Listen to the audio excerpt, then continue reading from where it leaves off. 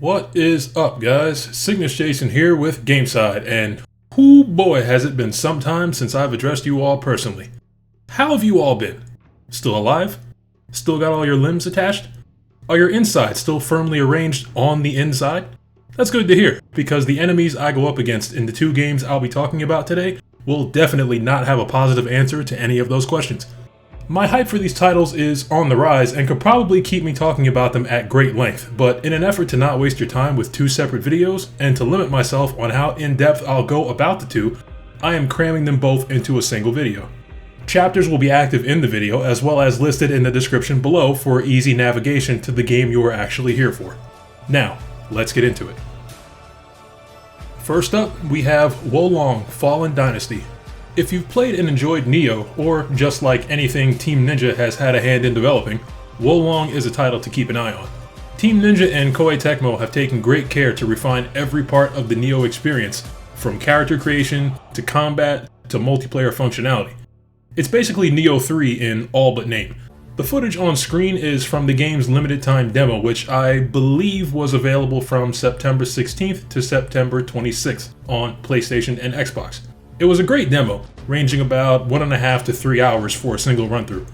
The game itself is expected to release within the first half of 2023, so it's a possibility that they'll offer the demo again in a couple months. About the game itself, character creation offers a modest selection of options, and once you finish with that, you can select one of the 5 phases, which determines the divine beast you possess, your general playstyle, and effectiveness with certain weapons. For my playthrough, I chose the Fire phase, which is the most attack-oriented one, using fire magic and a one-handed sword. Chinese pronunciations are hard for me, but the divine beast for fire is called 立虎雀 which is 100% not the pronunciation I arrived at when trying to say it.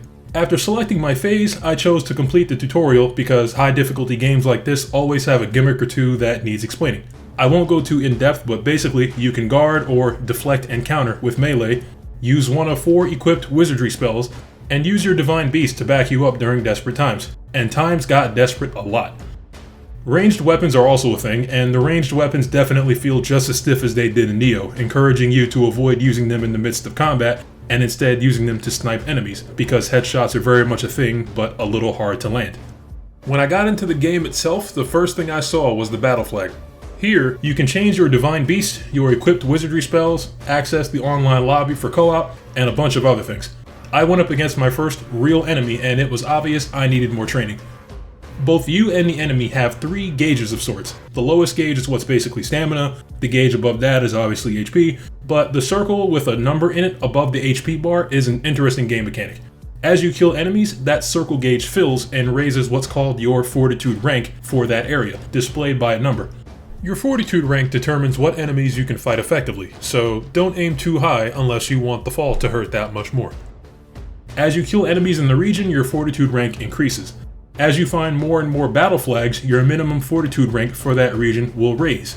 Meaning, when you die, the rank of the enemy that killed you will raise while your own rank drops down to its minimum.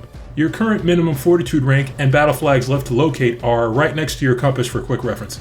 The maximum fortitude rank for the demo area was 20, and after finding just about every battle flag, my minimum was 19. Certain enemies can still kill you with relative ease at that point, but it's less about the level gap and more about a lack of skill on the player's part.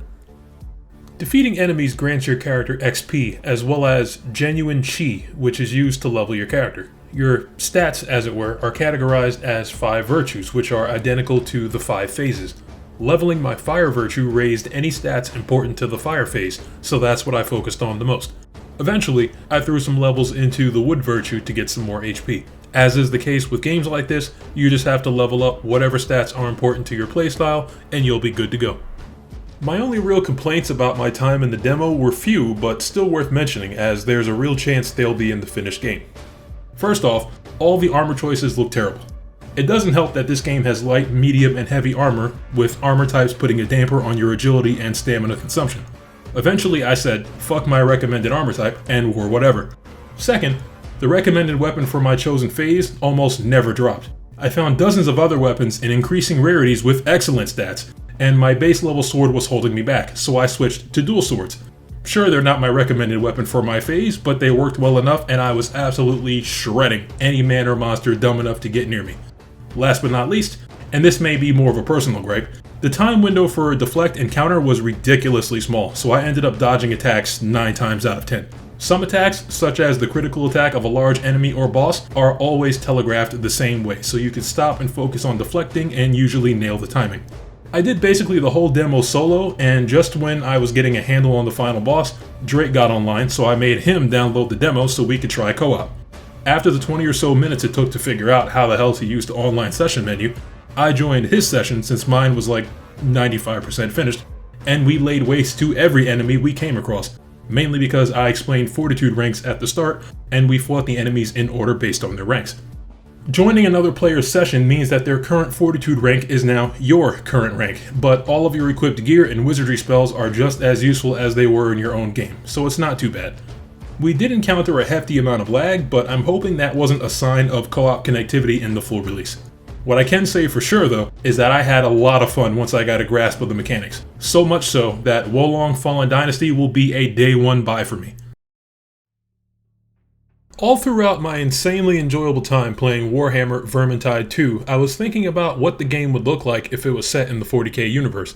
Some time ago, the crew and I discovered a 2016 title called Space Hulk Deathwing, a game similar to Vermintide that's set in the 40k universe. That game had its good points, but unfortunately, it was hot garbage, even after it was re-released in 2018.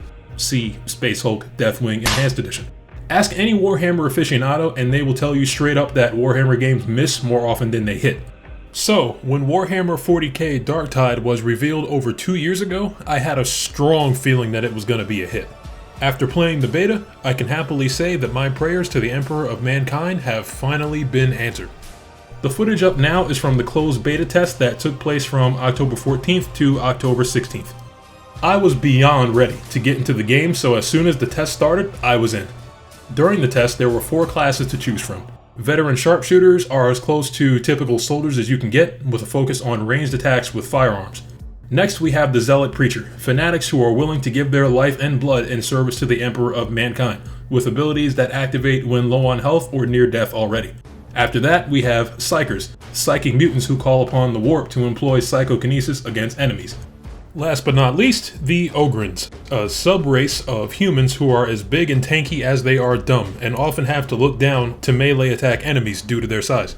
I enjoyed using Victor Saltzpyre in Vermintide 2 because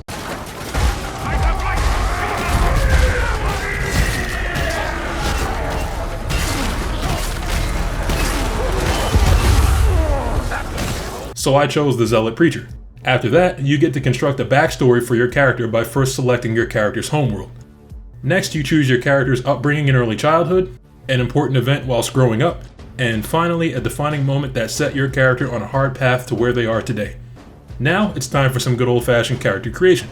The options are few, but they are still as such where no 2 characters will look the exact same. Once you're done with your character's appearance, you can select their personality, governing how they'll speak to others.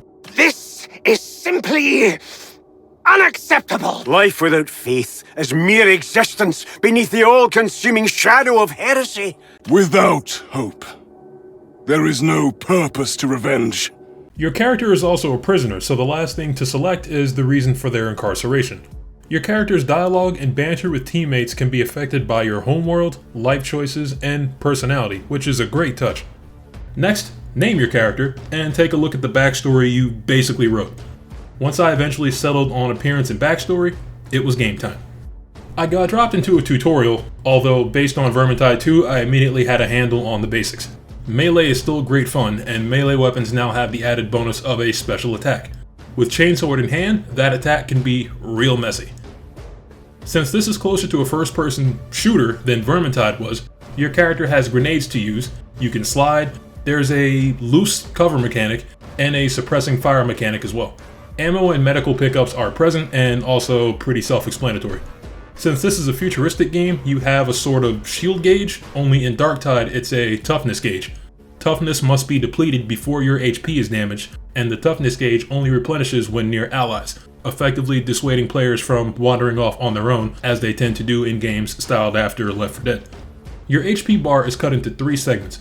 Every time you go down, you lose a segment, and when you die on your last segment, you are dead for the remainder of the mission. Medical stations, when powered on, can heal your spent HP segments, keeping you in the fight for longer, especially on higher difficulty missions where deaths are much more frequent. After the tutorial is done, I was sent to the main hub where many other players can be seen walking around and visiting the available shops or browsing the mission board. Once I hit up the settings menu to adjust sensitivity and UI and whatnot, as you do, I immediately hit up the mission board to get into the action. Each mission has a threat level, with the harder missions being locked to a minimum level requirement, so you don't mistakenly enter one and get your shit pushed in 6 ways to Sunday. I chose a specific low threat mission, and once 3 other players joined up, we headed in. I wasted no time finding a skull to plant my axe in, and neither did my teammates. The mission structure is nothing new. Make your way through semi-open areas until you reach a point where you have to defend something or solve a problem, all while fighting off hordes and hordes of enemies who very much don't want you to do those things. Rinse and repeat until you reach your reason for being there, which is assassination or sabotage or any of the other mission types, and then either the mission ends or you have to make it to an extraction point. Sure, it's been done before, but I was having a lot of fun. Mission completions reward XP and possibly weapon or armor drops. I only saw a handful of weapons during my time in the beta. There was the lasgun from the tutorial, the auto pistol you start with, and one teammate I came across had a sidearm that looked like it could be a revolver. As far as melee weapons go, there's the chain sword I saw in the tutorial, the trench axe I started the game with, and a saber I saw in one of the shops. Speaking of which, after 2 levels or so, an armory opens up with a rotating inventory of weapons. In my case, some of the weapons had a stronger rating than what I had, so I used some of my gold to update my arms and armament. There are also armor slots, which are strictly cosmetic, but unfortunately, the only drip I got from enemies was their blood on my shoes. Aside from the usual trash mobs, special enemy types are present, such as suicide bombers, a mutant dog that can tear at a teammate until they die if you fail to get the dog off of them, or an enemy that I call the Bruiser, which, if he grabs you, will smack you around, then yeet you across the room. I never once saw a Bruiser attack an Ogryn, so that's a cool little feature. There is a stamina bar that you have to be wary of, but that just means you get to switch to guns for a while. Just like in Vermintide, developer Fat Shark did an excellent job balancing the need for melee combat versus ranged combat in Darktide, even though there is more use for range in the latter than the former. Sometimes a squad of enemy soldiers will jump your team, or snipers will be posted up high or far away, forcing your team to return fire or take cover if they're already out of ammo. I'm unsure if Ogryns can take cover due to their size, but they are also the tankiest of the classes, so I'm sure you'll be fine if you choose to play as one. Ammo packs and med packs are equipment you can find and carry with you until the need for it arises, and you can use player callouts to let your teammate know if you need healing or ammunition. However, just like in any multiplayer game, it's up to your teammates if they want to be helpful or want to be assholes. Everybody I played with during the closed beta test did their job wonderfully and were true team players, so hopefully that's how the entire community will act once the game is released. The only issue I really had, and I hope they fix this later, is the size of the HUD elements. I was able to shrink the dialogue font size so it wasn't so obstructive, but everything else is just massive and it's hard to ignore. Darktide was supposed to release in 2021, but due to the pandemic's inclination to hand out L's to any and everybody, the release date got pushed back to spring 2022, and then pushed back again to September 13th, 2022. And then again to its current release date, November 30th, 2022. If all goes according to plan, and I sincerely hope it does, I'd love to see you guys in the bowels of Atoma Prime with me, spilling the tainted blood of heretics in the name of the Emperor of Mankind. I believe that's all I need to say about Wo Long Fallen Dynasty and Warhammer 40k Darktide. I'll be doing my classic breakdown for both games, so I don't want to go too in-depth ahead of time. Leave a comment down below and tell me which game you are more excited for. If you're more excited for a game that I didn't mention, tell me about that too. As usual, if you enjoyed the video, hit the like button and subscribe if you want to see more. This has been Cygnus Jason, and I will catch you all on the game side.